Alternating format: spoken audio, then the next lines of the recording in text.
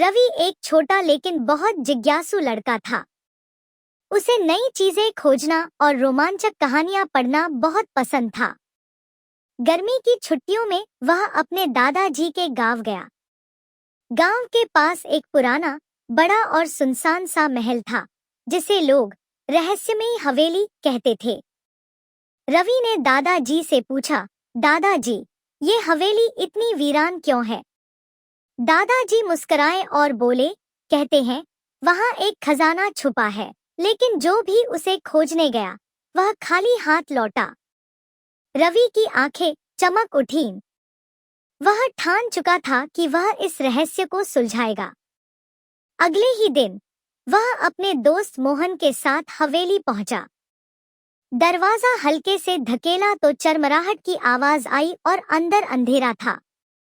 जैसे ही वे अंदर गए, उन्हें एक पुरानी पेंटिंग दिखी। उसमें एक राजा के हाथ में एक नक्शा था। रवि ने ध्यान से देखा। नक्शे में हवेली के नीचे एक तहखाने का संकेत था। मोहन, हमें तहखाने तक जाना होगा, रवि उत्साह से बोला।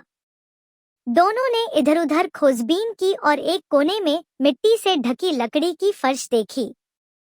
जब उन्होंने उसे हटाया तो नीचे जाने की सीढ़ियां निकली।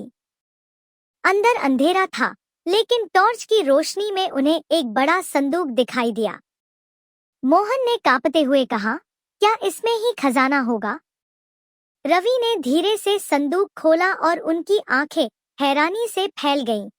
अंदर सोने के सिक्के, बहुमूल्य रत्न और एक पुराना पत्र था।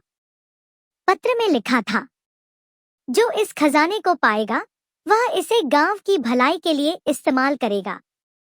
रवि और मोहन खुशी खुशी यह खबर दादाजी को बताने भागे। दादाजी बहुत खुश हुए और गांव वालों की मदद से यह खजाना स्कूल, अस्पताल और गांव की भलाई के लिए लगाया गया। रवि को खुशी थी कि उसने सिर्फ एक खजाना नहीं, बल्कि पूरे गांव की खुशहाली खोज निकाली थी।